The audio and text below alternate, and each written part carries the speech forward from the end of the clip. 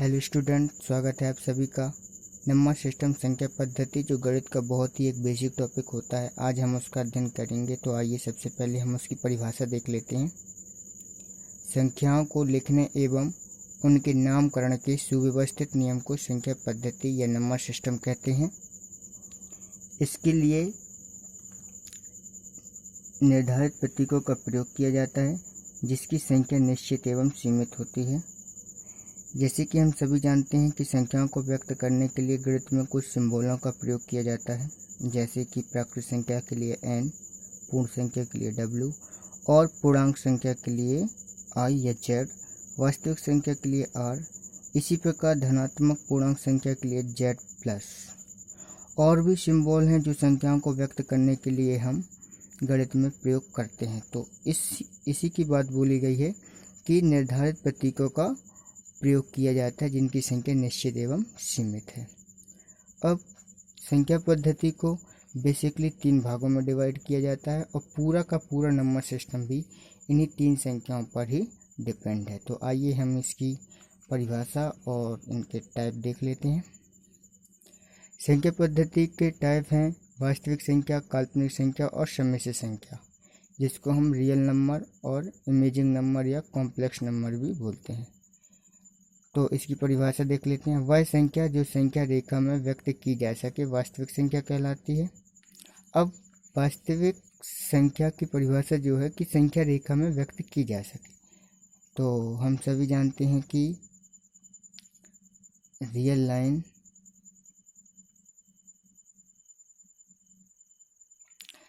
Line पे mid point पे हमारा 0 और राइट हैंड साइड पे हमारी सभी धनात्मक संख्याएं होती हैं और लेफ्ट हैंड साइड पे हमारी सभी ऋणात्मक संख्याएं होती हैं।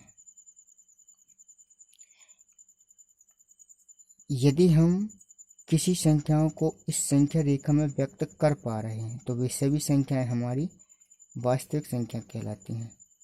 अब हम एग्जाम्पल ले लेते हैं, जैसे कि हम जैसे 3 को हमको संख्या रेखा में व्यक्त करना है, तो हम सबसे पहले स्केल बना लेते हैं छोटा सा।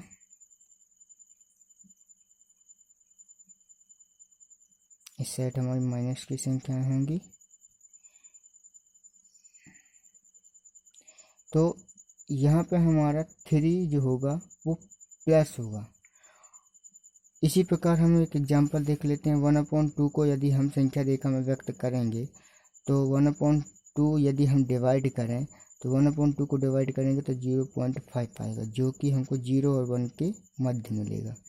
इसी प्रकार यदि हम 5/2 को भी अगर संख्या रेखा या रियल लाइन में व्यक्त करेंगे तो हम 2.5 जो होगा हमारा, ये 2 और 3 के मध्य होगा। तो यदि हम किसी संख्याओं को संख्या रेखा में व्यक्त कर पा रहे हैं तो वे संख्याएं हमारी वास्तविक संख्याएं कहलाती हैं। अब काल्पनिक संख्या की परिभाषा देख लेते हैं। काल्पनिक संख्या की परिभाषा वे संख्याएं जो अंडर रूट पे माइनस के रूप में होती हैं, या फिर हम इसकी परिभाषा और भी बना सकते हैं कि वे संख्याएं जो हम संख्या रेखा में व्यक्त नहीं कर सकते, वो संख्याएं क्या कहलाएंगी, हमारी काल्पनिक संख्याएं कहलाएंगी। अब इसके आगे देखते हैं, जैसे कि -2 है। -2 यदि हम इसको लिखना चाहें तो 2 × -1 और 2, और इसी को मैं यदि आगे बढ़ाऊं तो इस -1 का मान होता है आयोटा, तो ये आ जाएगा 2 माइनस का i। तो ऐसी संख्याएं हमारी क्या कहलाएंगी, काल्पनिक संख्याएं कहलाती हैं।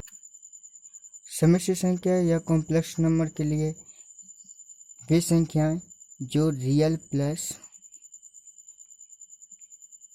इमेजिंग नंबर से बनी होती हैं, जो वास्तविक संख्या और काल्पनिक संख्या दोनों संख्याओं से मिलकर बनी होती हैं, वे संख्याएं हमारी सम्मिश्र संख्याएं कहलाती हैं। जैसे कि इसको a + ib के रूप में व्यक्त किया जाता है। यदि हम इसका एग्जाम्पल लिखें तो 2 + 3i, जहाँ पे ये 2 जो है आपका, ये रियल नंबर और ये आपकी इमेजिंग नंबर कहलाती हैं। इन सभी संख्याओं से मिलकर जो बनती हैं वे हमारी सम्मिश्र संख्याएं कहलाती हैं। काल्पनिक संख्या और सम्मिश्र संख्या ये हमारा 11th और 12th का पार्ट होता है, जो कि 11th 12th वालों को हाई एजुकेशन में के लिए पढ़ना होता है। और ये 6 से लेके 10th तक का लेवल होता है हमारा वास्तविक संख्याएं। तो इस पार्ट में हम इतना ही करेंगे।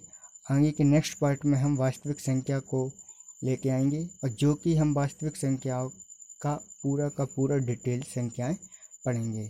तो धन्यवाद।